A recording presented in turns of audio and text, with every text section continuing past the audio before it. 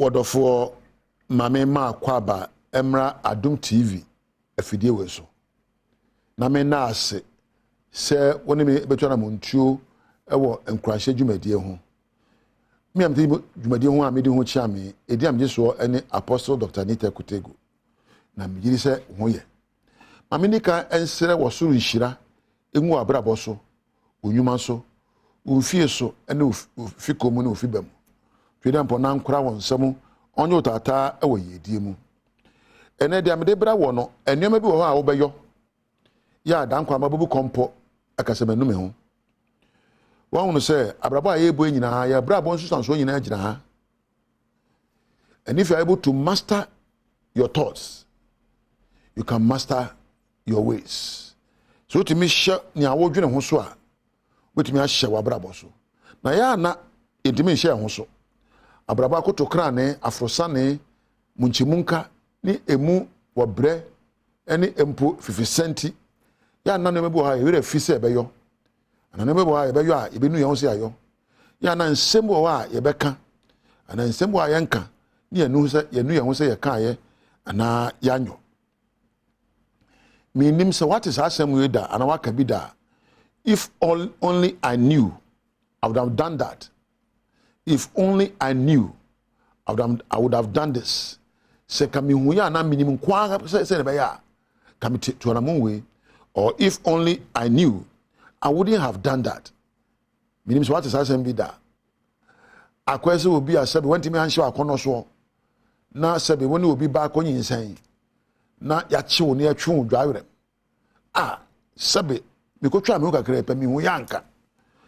abraboy ya na bebre ebu kompo hwe echi a yemfie so se mfie aduasa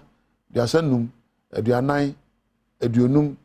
aduasia ne kona nim no kia ne kan obebu kompo ahwewachi ehunu se subambu a oda na edi ka onyanka wanda na edi won se adebu a wo jamu man ka wanya mu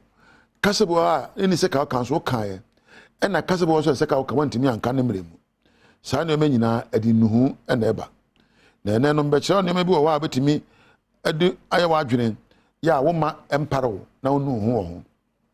the dikan. You see, we all regret some of the things we did or most of the things we didn't do. Very often you regret some of the things you said, the things you didn't say, but they are gone, they are in the past. You cannot correct it. You can only learn from it and move on. But today I'm here to awaken your conscience, to become aware of some of the things you don't have to do so that you regret later. The can letting others tell you what you're worth. A man da abraba wo boy say obetimi aka che say dia wo so mbofa bebre ne ma kwan e mo bi ka kire say wo de won san fata wo de we say wo de ho nya fe wo de teta dodo wo de we bibini wo de say na ebu abem saa de no ya sa na dan kwa ma wunyini kodum pempenso bi a betwa kwa ka say ade omi nka mantie no watie da enti e ma wo bi nkire nipa wo yo wankasa semu na yi nipa wo ye. Number 2, being too busy impressing others and forgetting about your priorities. Ne dusu me no say, wo de abraba wo nyina de abanyina wo ye na obi abo se me ye na age me so matara me hye me nema me yo na me ye ma obi ani age me ho na wankasa wo re fi nyoma esum boma wo so obeye wo ye sa de na dan kwa mabugu ponkwa yo achi say me nyanka manye. Number 3, letting uncertainty or doubt stop you. Uncertainty say me nya sure say me yo na me nyo doubt say me nyini say me yo a so ba na ye e ma sade ne nsu kwan abrabon bebre na waka nchi na gu a ne ma say ka wo ye no anye e san say wonye sure anampo obu ho abonfia emu abonfia da abrabom. Number 4, focusing on failures and the past instead of present opportunities. Bebre obu kompo he wachi a na no me koya de we mi dinkugo na no me koya we mi information e ba na no obi koya ye na no obi kofa na no obi ye say na wo so abu abam enye bida e ba ne so be ya koso ye. Number 5, holding on too tight to how things are supposed to be. Bebre wo so anopa anka nyoma kosi aka mepe anka ene ekosi aka mepe anko se nti wo de ye ma menye mu ansa ɔkyerɛ bi ebe koyie ɛnɛ de owia na bɔdodo ɛnɛ de nsuo ntododo ɛnɛ de matera me hyɛ nya fɛ dodo nti we de me sɛ monte ɛbɛsere me ɛkɔ ni say it should have been this saa suban no de bubra ya na ababo ka achi enye bida ɛna number 6 playing the victim for too long you ka victim a obi a ya obone na wontimi nya mu na de yo wo na atwemfo no wadwen pro so na de bubra me de na na agya ebomyo abrabɔ ni me ani ni yie nti ha na meda muntieti ameso no kopa mogya pade mra